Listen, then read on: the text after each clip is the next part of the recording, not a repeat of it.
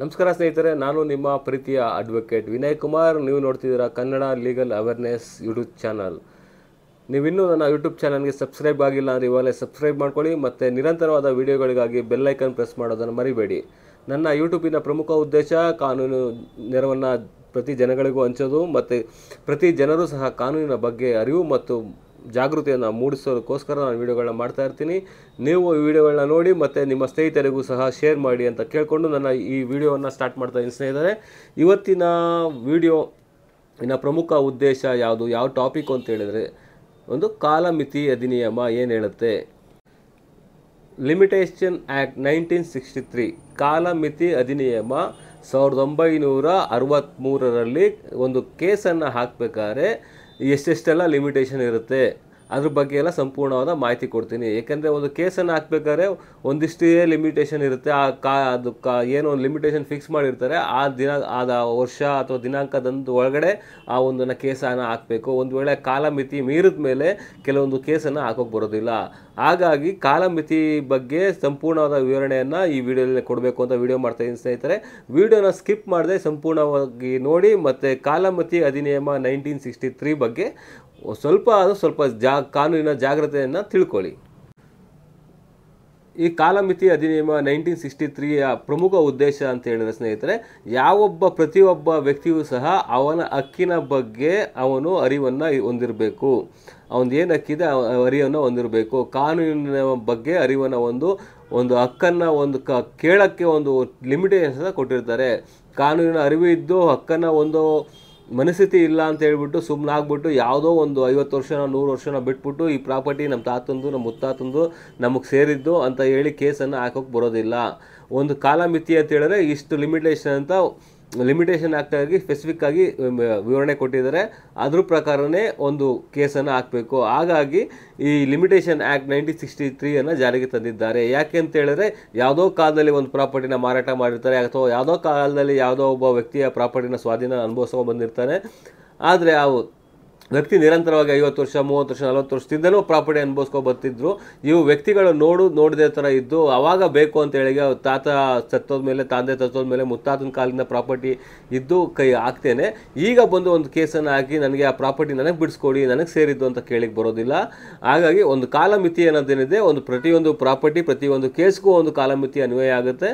ಆದ್ದರಿಂದ ಆ ಕಾಲಮಿತಿ ಅನ್ವಯ ಆಗುತ್ತಲ್ಲ, ಅದ್ರ ಪ್ರಕಾರವಾಗಿಯೇ ನೀವು ಆ ಪ್ರಾಪರ್ಟಿನ ಪಡ್ಕೋಬೇಕಾಗತ್ತೆ, ಆ ಕೇಸನ್ನು ಹಾಕಬೇಕಾಗತ್ತೆ. ಕಾಲಮಿತಿ ಮೀರಿದ ಮೇಲೆ ಆ ಥರ ಪ್ರಕರಣಗಳನ್ನ ಹೂಡೋಕೆ ಬರೋದಿಲ್ಲ. ನಿಮ್ಮ ಹಕ್ಕನ್ನು ನೀವೇ ಕಳ್ಕೊಬಿಡ್ತೀರಾ.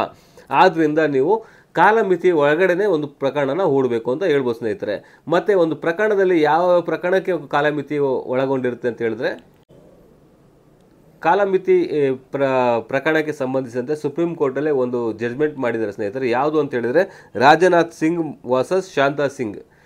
ಆ ಪ್ರಕರಣದಲ್ಲೂ ಸಹ ಒಂದು ಕಾಲಮಿತಿಯ ಅರ್ಜಿಯನ್ನು ಸಲ್ಲಿಸಬೇಕು ಅಂದರೆ ಒಂದು ಕೇಸನ್ನು ಹಾಕಬೇಕು ಅಂತ ಹೇಳಿದ್ರೆ ಆ ಕೇಸಿನ ಬಗ್ಗೆ ಅರಿವು ಮತ್ತು ಜ್ಞಾನ ಹೊಂದಿರಬೇಕು. ಮತ್ತು ಅವನ ಹಕ್ಕನ್ನು ಪಡ್ಕೊಳ್ಳೋದಕ್ಕೋಸ್ಕರ ಆ ಕೇಸನ್ನು ಹಾಕಿರಬೇಕಾಗತ್ತೆ. ಯಾರು ಹಕ್ಕನ್ನು ಪಡ್ಕೋಬೇಕು ಅವರು ಆ ನಿರ್ದಿಷ್ಟ ಸಮಯದ ಒಳಗಡೆ ಕೇಸ್ ಹಾಕಬೇಕು. ಸಮಯ ಮುಗಿದ ಮೇಲೆ ಕೇಸ್ ಹಾಕಬಾರ್ದು ಅಂತ ಡೀಟೇಲ್ ಆಗಿ ಹೇಳಿದ್ದಾರೆ. ಮತ್ತು ಇನ್ನೊಂದು ಪ್ರಕರಣದಲ್ಲಿ ಏನು ಹೇಳ್ತಾರೆ ಅಂದರೆ, ಬಾಲಕೃಷ್ಣನ್ ವರ್ಸಸ್ MA ಕೃಷ್ಣಮೂರ್ತಿ 1998. ಈ ಪ್ರಕರಣದಲ್ಲೂ ಸಹ ಒಂದು ಕಾಲಮಿತಿ ಅಂತ ಹೇಳಿದರೆ, ಯಾರು ಒಬ್ಬ ವ್ಯಕ್ತಿಯನ್ನು ಒಂದು ಕೇಸನ್ನು ಹಾಕಬೇಕು, ಆ ಕೇಸನ್ನು ಹಾಕುವಾಗ ಅವನಿಗೆ ಪರಿಜ್ಞಾನ ಇರಬೇಕು. ಕಾಲಮಿತಿ ಒಳಗಡೆ ಕೇಸ್ ಹಾಕಬೇಕು ಅನ್ನೋ ಜ್ಞಾನ ಸಹ ಇರಬೇಕು. ಆ ಕಾಲಮಿತಿ ಒಳಗಡೆ ಹಾಕಿದ್ರೆ ಮಾತ್ರ ಕೇಸು ಅಡ್ಮಿಟ್ ಆಗೋದಿಲ್ಲ, ಅಂದರೆ ಅದು ಅಡ್ಮಿಟ್ ಆಗೋದಿಲ್ಲ ಅಂತೇಳಿ ವಿವರಣೆಯಾಗಿ ಹೇಳಿದ್ದಾರೆ ಸ್ನೇಹಿತರೆ. ಎಕ್ಸಾಂಪಲ್, ಒಂದು ಮನಿ ರಿಕವರಿ ಸೂಟ್ ಆಗ್ತಿದೆ ಅಂತೇಳಿ ಯಾರೋ ನಿಮ್ಮಲ್ಲಿ ಸಾಲ ತಗೊಂಡಿರ್ತಾರೆ. ಸಾಲ ತಗೊಂಡ ಸಂದರ್ಭದಲ್ಲಿ ಒಂದು ಪ್ರೊನೋಟನ್ನು ಬರ್ಕೊಂಡಿರ್ತಾರೆ ಅಥವಾ ಒಂದು ಅಗ್ರಿಮೆಂಟನ್ನು ಮಾಡ್ಕೊಂಡಿರ್ತಾರೆ. ಅಂಥ ಸಂದರ್ಭದಲ್ಲಿ ಏನಾಗುತ್ತೆ ಅಂದರೆ, ಒಂದು ಅಗ್ರಿಮೆಂಟ್ ಮಾಡಿಕೊಟ್ಟ ದಿನದಿಂದ ಒಂದು 3 ವರ್ಷ ಟೈಮ್ ಇರುತ್ತೆ ಸ್ನೇಹಿತರೆ. 3 ವರ್ಷ ಟೈಮ್ ಮೀರಿದ್ರೊಳಗಡೆ ಅವರ ವಿರುದ್ಧ ಒಂದು ಕೇಸನ್ನು ಹಾಕಬೇಕಾಗತ್ತೆ. ಒಂದು ವೇಳೆ ಆ 3 ವರ್ಷ ಮುಗಿದೋಗ್ಬಿಡ್ತು ಅಂತ ಹೇಳಿದ್ರೆ ಅದು ವೇಸ್ಟ್ ಪೇಪರ್ ಆಗುತ್ತೆ ಹೊರತು ಯಾವುದೇ ರೀತಿ ಯೂಸ್ ಆಗೋದಿಲ್ಲ. ಹಾಗಾಗಿ ಯಾವುದೇ ಒಂದು ಅಗ್ರಿಮೆಂಟು ಪ್ರೊನೋಟು ಆ ಪತ್ರಗಳನ್ನ 3 ವರ್ಷದಲ್ಲಿ ಒಳಗಡೆ ನೀವು ಹಾಕಬೇಕು. ಒಂದು ವೇಳೆ ಸೇಲ್ ಅಗ್ರಿಮೆಂಟ್ ಮಾಡಿದರೂ ಸಹ ಅದನ್ನು ಸಹ 3 ವರ್ಷ ಒಳಗಡೆ ಒಂದು ಕೇಸನ್ನು ಹಾಕಬೇಕು. 3 ವರ್ಷ ಮೀರಿಬಿಟ್ರೆ ಆ ಕೇಸನ್ನು ಹಾಕಕ್ಕೆ ಬರೋದಿಲ್ಲ. ಒಂದು ವೇಳೆ ಟೈಟಲ್ ಡಿಸ್ಪ್ಯೂಟ್ ಮಾಡ್ತಾ ಇದ್ದೀರಾ, ಯಾರೋ ಒಬ್ಬ ವ್ಯಕ್ತಿ ನಿಮ್ಮ ಪ್ರಾಪರ್ಟಿನ ಉಳುಮೆ ಮಾಡ್ಕೊಂಡು ಬಂದಿರ್ತಾನೆ, ಸ್ವಾಧೀನದಲ್ಲಿ ಅವನಿರ್ತಾರೆ. ಅಂಥ ಸಂದರ್ಭದಲ್ಲಿ ನೀವು ಅವನ ವಿರುದ್ಧ ಕೇಸ್ ಹಾಕಬೇಕು ಅಂತ ಹೇಳಿದ್ರೆ 12 ವರ್ಷದ ಒಳಗಡೆ ನೀವು ಕೇಸನ್ನು ಹಾಕಬೇಕಾಗತ್ತೆ. ಯಾರು ಒಬ್ಬ ವ್ಯಕ್ತಿ ಸ್ವಾಧೀನದಲ್ಲಿರ್ತಾರೋ ಅವನ ವಿರುದ್ಧ ನೀವು 12 ವರ್ಷದ ಒಳಗಡೆ ಕೇಸನ್ನು ಹಾಕಬೇಕಾಗುತ್ತೆ. ಒಂದು ವೇಳೆ 12 ವರ್ಷ ಮೀರಿಬಿಟ್ರೆ ಆ ಕೇಸ್ ಹಾಕಿನೂ ಸಹ ನಿಮಗೆ ಯೂಸ್ ಆಗೋದಿಲ್ಲ ಅಂತ ಹೇಳ್ಬೋದು. ಹಾಗಾಗಿ ಆ ಲಿಮಿಟೇಷನ್ ಏನಿದೆ ಅದ್ರ ಪ್ರಕಾರವಾಗಿ ನೀವು ಆ ಕೇಸನ್ನು ಹಾಕಬೇಕು. ಒಂದು ವೇಳೆ ಯಾರಿಗಾರು ಒಬ್ಬರಿಗೆ ಭೋಗ್ಯ ಅಡಮಾನ ಮಾಡಿರ್ತೀರ ಅಂದ್ಕೊಳ್ಳಿ, ಅಂಥ ಸಂದರ್ಭದಲ್ಲಿ ನೀವು ಆ ಪ್ರಾಪರ್ಟಿಯಿಂದ ಅವನಿಂದ ನಿಮ್ಮ ಪ್ರಾಪರ್ಟಿಯ ಸ್ವಾಧೀನವನ್ನು ನೀವು ಬಿಡಿಸ್ಕೋಬೇಕು ಅಂತ ಹೇಳಿದ್ರೆ, ನಿಮ್ಮ ಸ್ವಾಧೀನ ನೀವು ಪಡ್ಕೋಬೇಕು ಅಂತ ಹೇಳಿದ್ರು ಸಹ ಆ ಸಂದರ್ಭದಲ್ಲಿ ಅಂಥ ಕೇಸ್ಗಳನ್ನು ಸುಮಾರು 30 ವರ್ಷದ ಒಳಗಡೆ ನೀವು ಆ ಕೇಸನ್ನು ಹಾಕ್ಬೋದು. 30 ವರ್ಷಗಳ ಕಾಲಕ್ಕೆ ನಿಮಗೆ ಕಾಲಾವಕಾಶ ಇರುತ್ತೆ ಭೋಗ್ಯ ಮತ್ತು ಸ್ವಾಧೀನನ ಬಿಡಿಸ್ಕೊಳ್ಳೋದಕ್ಕೋಸ್ಕರ. ಆಗ ಆ ಸಂದರ್ಭದಲ್ಲಿ ಅಷ್ಟು ವರ್ಷದ ಒಳಗಡೆ ನೀವು ಒಂದು ಪ್ರಾಪರ್ಟಿಯ ಬಗ್ಗೆ ಒಂದು ಡಿಸ್ಪ್ಯೂಟ್ ಮಾಡಬೇಕು. ಈ ಪ್ರಾಪರ್ಟಿ ಭೋಗ್ಯ ಮಾಡ್ಕೊಂಡಿದ್ದಾರೆ, ನನಗೆ ಜಾಗ ಬಿಟ್ಕೊಡ್ತಾ ಇಲ್ಲ, ಟೈಮ್ ಇರೋಗಿದೆ, ಆದರೂ ಸಹ ನಮಗೆ ಖಾಲಿ ಮಾಡಿಕೊಡ್ತಾ ಇಲ್ಲ ಅಂತ ಹೇಳ್ಬಿಟ್ಟು 30 ವರ್ಷದ ಒಳಗಡೆ ನೀವು ಕೇಸ್ ಹಾಕಬೇಕು. ಕೇಸ್ ಹಾಕಿಲ್ಲ ಅಂತ ಹೇಳಿದ್ರೆ ಮುಂದೆ ನೀವು ಕೇಸ್ ಹಾಕಿ ಪಡ್ಕೊಳ್ಳೋಕ್ಕಾಗೋದಿಲ್ಲ. ಲಿಮಿಟೇಷನ್ ಆ್ಯಕ್ಟ್ ಏನಿದೆ ಅದು ಅಪ್ಲಿಕೇಬಲ್ ಆಗೋದಿಲ್ಲ ಅಂತ ಹೇಳ್ಬೋದು. ಇನ್ ಕೇಸ್ ಏನಾದ್ರು ಒಂದು ಪ್ರಾಪರ್ಟಿ ಡಿಕ್ಲರೇಷನ್ ಮಾಡ್ಕೋಬೇಕು, ಈ ಪ್ರಾಪರ್ಟಿ ನಂದೇ, ಬೇರೆಯವರು ಹೆಸರಲ್ಲಿ ಆ ಪ್ರಾಪರ್ಟಿ ಇದೆ, ಆದರೆ ಪ್ರಾಪರ್ಟಿ ಮೂಲತಃ ನನಗೆ ಸೇರಿದ್ದು ಅಂತ ಹೇಳಿದ್ರೆ ಪ್ರಾಪರ್ಟಿನ ಡಿಕ್ಲೇರ್ ಮಾಡಿ, ನನಗೆ ನನ್ನ ಹೆಸರು ಡಿಕ್ಲೇರ್ ಮಾಡಿ ಅಂತ ನೀವು ಕೇಳ್ತೀನಿ ಅಂತ ಹೇಳಿದ್ರೆ ಅದು ಸಹ 3 ವರ್ಷದ ಒಳಗಡೆ ಒಂದು ಡಿಕ್ಲರೇಷನ್ ಸೂಟನ್ನು ಹಾಕಬೇಕು. 3 ವರ್ಷದ ನಂತರ ಡಿಕ್ಲರೇಷನ್ ಸೂಟ್ ಹಾಕಿದ್ರು ಅದು ಸಹ ನಿಮಗೆ ಉಪಯೋಗ ಬರೋಲ್ಲ.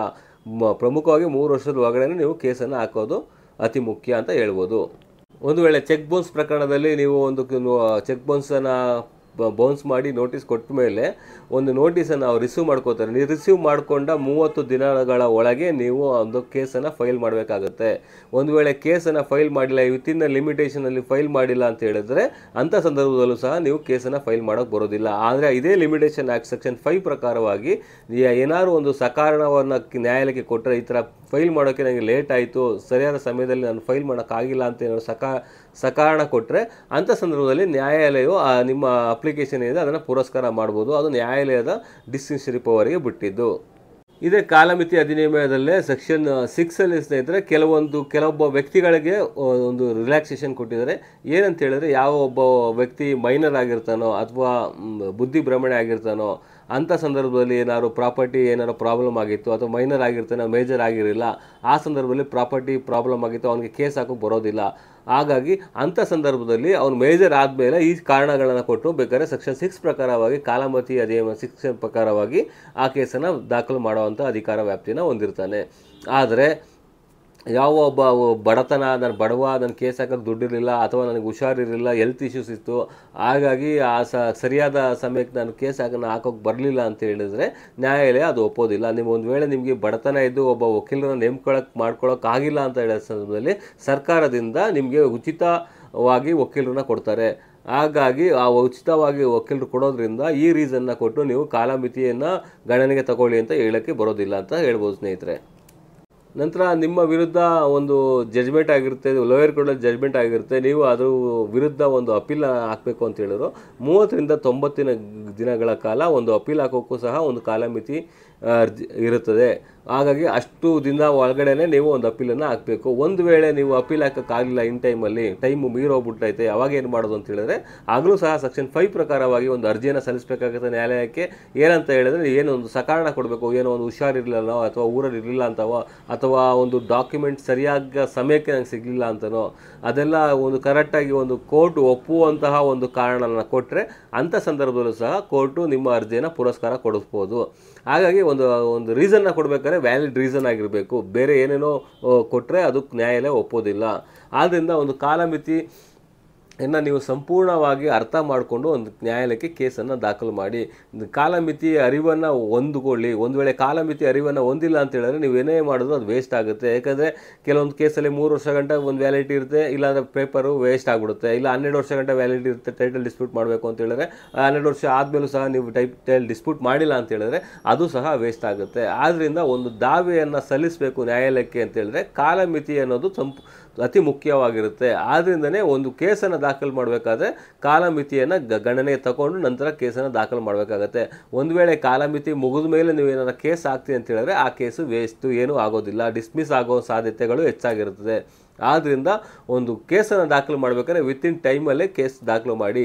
ಯಾಕಂದರೆ ಕೇಸ್ ಹಾಕಿದ್ರಾಯ್ತು, ಮುಂದೆ ಇನ್ನೂ ಟೈಮ್ ಇದೆಯಲ್ಲ ನೋಡ್ಕೊಳ್ಳೋಣ, ಅದು ಒಂದು ಸೆಟ್ಲ್ಮೆಂಟು ಬರ್ಬೋದು, ಆಗ್ಬೋದು ಇದಾಗ್ಬೋದು ಅಂತ ನೀವು ಕಾಯ್ತಾ ಕೂತ್ಕೊಂಡ್ರೆ ಅಂಥ ಸಂದರ್ಭದಲ್ಲಿ ನೀವು ಕಾದಷ್ಟು ವೇಸ್ಟು, ಕೆಲಸ ಆಗೋದಿಲ್ಲ. ನೀವು ದುಡ್ಡು ಕೊಟ್ಟರು, ಹಣ ಕೊಟ್ಟರು, ಅದು ವೇಸ್ಟ್ ಆಗಿರುತ್ತೆ. ಆದ್ದರಿಂದ ವಿತಿನ್ ಎ ಲಿಮಿಟೇಷನಲ್ಲಿ ನೀವು ಒಂದು ಕೇಸನ್ನು ದಾಖಲು ಮಾಡಿ ಅಂತ ಹೇಳ್ತಾ ನಾನು ಈ ವಿಡಿಯೋನ ಮುಗಿಸ್ತಾ ಇದ್ದೀನಿ ಸ್ನೇಹಿತರೆ. ನನ್ನ ನಿರಂತರ ವಿಡಿಯೋಗಳಿಗಾಗಿ ಕನ್ನಡ ಲೀಗಲ್ ಅವೇರ್ನೆಸ್ ಯೂಟ್ಯೂಬ್ ಚಾನಲ್ನ ವೀಕ್ಷಣೆ ಮಾಡಿ. Thank you.